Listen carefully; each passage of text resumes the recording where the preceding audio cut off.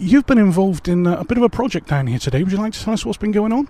Yes, this is a project, an ongoing project. It's a fantastic collaboration between Barefoot Wine and Surfers Against Sewage, and it's the Barefoot Wine Beach Rescue Project. And what this involves is various beach cleanups around Britain throughout the summer. And we started last week in Scotland. This week we're in Bristol. Now you may say, is there a beach in Bristol? And as you said, you didn't know that there was really a beach alongside the River Avon. Well, I suppose it's not strictly a beach, but it is still an area, a beautiful grassy area. You know, this is a National Trust area. You've got beautiful lee woods. You've got your Sustrand cycle route running through it. Lovely walking around here. But sadly, all that is marred by an enormous amount of rubbish. Now, that rubbish is generated in the centre of Bristol. It's carried down the river, and during the high tides is dumped up on the riverbanks, and that's what we've been cleaning up today. And I must admit, it does look like it needs it, but of course this area very recently was significantly flooded for the first time ever. Even the lock gates over at the floating harbour, which is just where we're near now, were breached, so an awful lot of rubbish that would normally have sort of stayed out of that area has presumably come further into shore, and is now sort of being found that wouldn't necessarily have been found in the past.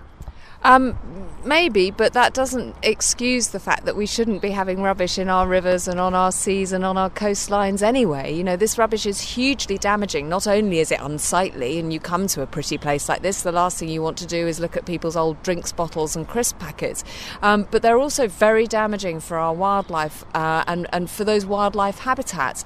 I've been a diver for many years. It's why I wanted to be involved in this project, because I've seen the real, tangible effects of marine rubbish on our wildlife. I've seen seabirds dead with stomachs full of plastic. I've seen beautiful marine creatures like seals and basking sharks tangled up in old fishing nets. I've been present at the autopsy of a leatherback turtle that was washed up on the beaches of West Wales with a stomach absolutely full of plastic, because it thought that plastic bags that it found floating in the sea were actually jellyfish. Every bit of rubbish that we drop, or we flush things like cotton buds down our loos, end up on our beaches or, you know, alongside our beautiful rivers like the River Avon. And we have a real responsibility to stop that happening. You know, I think this is a fantastic project, but in a way I would like to see a time where this project isn't necessary, because people are not dropping rubbish in the sea, in the rivers, down their loos, down storm drains, where they can be washed up and cause a hazard not just to people but also to our wildlife.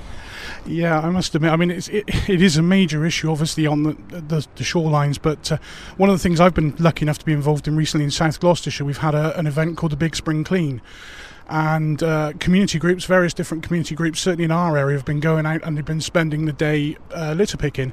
And as you rightly say, the things you're finding that people are just throwing away, it's absolutely amazing. We actually found an entire fireplace at one point. It's just unbelievable.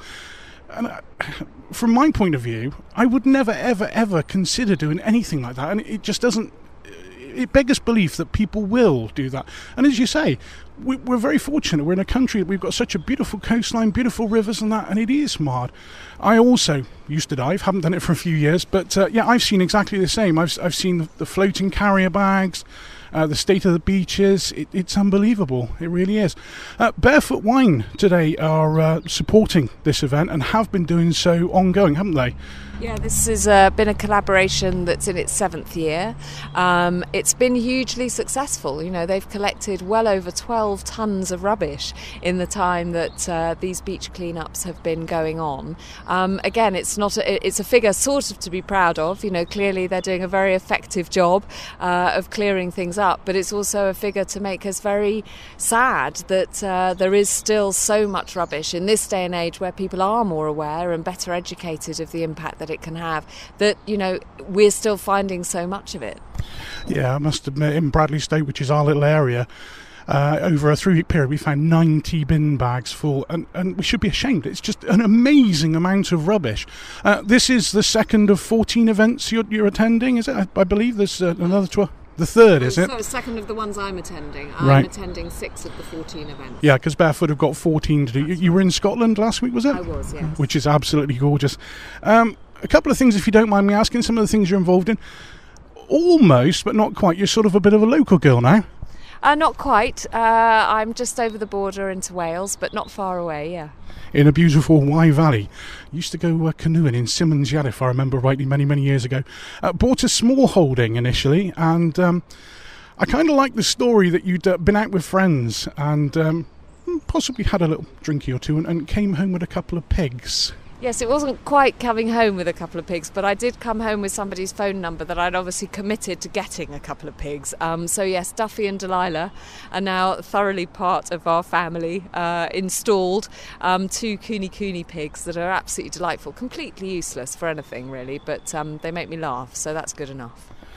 Actually, I totally understand that because we used to have a bit of land behind the house we had, and we bought 2 beef steers, and the plan was that they were going to be, shudder to say, killed for beef, and they died of old age. They were absolutely gorgeous. I used to go to the village school, and they were that tame. They followed me one day. My headmaster came out and said, Ward, your cows are in the playground. So yeah, I do totally understand. It's an amazing thing to do. And also donkey as well. We had a gorgeous little donkey too, but oh, that's really nice. And you've sort of had, I don't know if it's fair to say a battle, but certainly you've been involved with the council in that area, because there was a farm, I believe, that they were trying to break up, a tenanted farm that had always been run by younger farmers. It had come to the end of tenancy and they were going to sell it off, and you got involved in that one, and you've now turned it into, is it Humble by Nature? Yes, we heard about this local council-owned farm that had been tenanted. Well, we knew about 4 generations of people who had lived and worked on this farm. And when the last tenants retired in 2010, the council decided that they weren't going to keep it anymore and that they were going to sell it, but sadly not as a farm. They were going to break it up into parcels of land and get planning permission on the old buildings. And it just seemed to me an incredibly short-sighted, short-termist approach. We really need these farms. Not only do we need our farmland to be productive and to produce food for us, but we also need to provide a future for farmers. Farmland is incredibly expensive and increasingly so. There are fewer and fewer opportunities for farmers who don't have a farm to inherit or take on to stay in farming. How we think we're going to have any food in the future if we don't invest in our farmers, I don't imagine. So we decided to try and persuade the council that it would be a good idea if the farm remained a farm, remained tenanted, but we also needed to demonstrate that it could have a wider value for our community. It could support local business, it could encourage people into the area who perhaps wouldn't come and visit the Wye Valley otherwise. And so we managed to take on the farm at the end of 2011. It's still tenanted. We have a fantastic farmer, Tim, and his wife Sarah, who live on the farm. They have a small flock of 200 Welsh ewes and a small but growing suckler herd of Hereford cattle. And we run courses on the farm for people who are interested in perhaps keeping a bit of livestock themselves. We do smallholding courses, pig courses, beekeeping courses, but also courses that connect people back to how food is produced and how to be able to take more responsibility for the food on their plates. And I'm happy to say that people are coming. They seem to love being on a genuine working farm, to have that experience. And the thing we say to everyone who comes is that if they leave at the end of the day and they still haven't got mud or a little bit of muck under their fingernails, then we haven't done our jobs properly. I must admit, I wouldn't go so far as to say been stalking you, but I've been looking through all your bits and pieces, all your websites and everything, and it is a very, very impressive website, and the range of courses are amazing. I mean, as you say, there's husbandry, right the way through to a rather strange one with a pizza oven, if I remember rightly, which does appeal to Tom, who is with us here today, because that's one of his little pet subjects, a pizza oven. So we'll mention the website in a little minute if we can, and then obviously people can go and have a look. Also, your TV past. You've been I've been watching you for years, from Tomorrow's World, And I can remember sitting with my daughter watching you with Ben Fogle down at Longleat, and having to make many visits to Longleat on the strength of that. And we really enjoyed it. Was that something you really enjoyed? It was lovely. We worked at Longleat for, well, I was there for 10 years. I did one series before Ben joined me. And I became, I suppose, a bit of a sort of, part-time keeper, really. I loved working there. The keepers, as anyone who saw the programme will know, are a fantastically dedicated bunch of people who really just gave their all for their animals, and it was a real pleasure and privilege to work with them and to learn from them. And also there is something very lovely about, some people start their day by, getting into the office, making their first cup of tea, turning on their computer. Often my day would start with mucking out an elephant and scrubbing a rhino. That's not a bad way to start, is it? I really can see it being a privilege. I mean, it really came over in the programme, and everybody that was involved. I mean, what a way to actually every day wake up desperately wanting to go into work. As I say, we went down there repeatedly many times, and quite sad when it was all over and done with, but we do still go down there, even though my daughter's just about to turn 18, so it's very good indeed. Now also, you've written a book, haven't you? I have written a book. I wrote a book really about the experience of taking on the farm, and the sort of huge learning curve of keeping animals myself, keeping livestock myself. It all really stemmed from the first series of Lambing Live, which we filmed in, or was broadcast in 2010, and it was that really inspired me to want to get more involved in livestock. So animals that aren't pets, you still treat them with absolutely the care that you treat your pets, but obviously they are there for a different reason. I like the idea of being more connected to where my food came from, being more responsible for it. I'm a meat eater, which some people find very peculiar, and some people think it's extremely odd that you could eat your own animals. What it does do, or what I've found it's done for me, is it's made me perhaps a more responsible carnivore, one that really appreciates eating meat. So I eat meat much less now, because I know the true value of it, and I know how hard it is, what an effort goes into it, to producing good meat in a way that I find is ethically acceptable. And so it was, as I say, a real journey of discovery, quite emotional at times, trying to rescue this farm and trying to start a business. We were starting a business in the teeth of the recession, and neither myself nor my husband had ever run a business of our own before, so there were all sorts of things that we had no idea about, that we had to learn about and cope with, but it was and remains a fantastic roller coaster ride. I mean, there are lots of nights that I wake up in a kind of cold sweat thinking, what on earth have I done?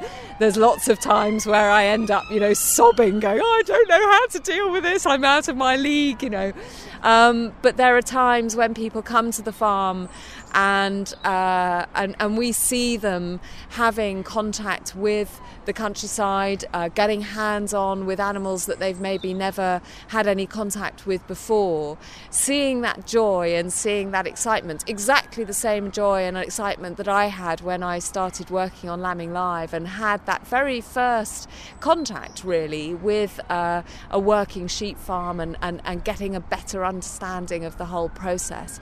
And there is something very, very lovely. If you discover something that you love and enjoy, you do become a little bit evangelistic about it. And there is something incredibly exciting about seeing people leave the farm with big grins on their faces and this feeling that they've discovered something that they didn't know about, but now they feel kind of impassioned by. So really, I wrote a book about this kind of, it's a love story in a way. It's a love story about falling back in love with the countryside, rediscovering the countryside, and I hope it will do its own little bit to inspire people to perhaps to, if they've been thinking, well, would it be okay to keep some chickens, or would it be, I've always wanted to move to the country, should I do it? Perhaps they'll read this book and it'll inspire them. I think it is. I mean, I've been very fortunate. I've lived in the country all my life, and I've gone down the route of keeping the chickens. I've hatched my chickens. I've hatched my bantams, and we don't realise that we are in a privileged position because we are able to do this. There are people that have never been on a farm, never seen animals on a farm, and certainly in Bristol recently, it's been in the news that there's some people who are not even aware where their meat comes from, where it's produced from. So I have to say, I've downloaded your book to my Kindle. I haven't had time to read it yet, but I sort of read the little notes on it, and I thought, yeah, I'm going to enjoy reading this. That's going to be really, really good. Thank you very much. Considering, I think you and your husband came over for a year. Your husband had a job in Cardiff, didn't he, as a producer? And you're still here, so it must be good. Have they made you very welcome over there? Oh, we love it. We absolutely love it. We've got a fantastic community around us. It's a beautiful, beautiful part of the world. And it's 7 years we've been there now. I am famous for having a 7-year itch. I did, when we were living in London, we moved every 7 years. I haven't got the itch yet. Yeah, what was it you called yourself? A bumpkin trapped or something like that, if I remember rightly.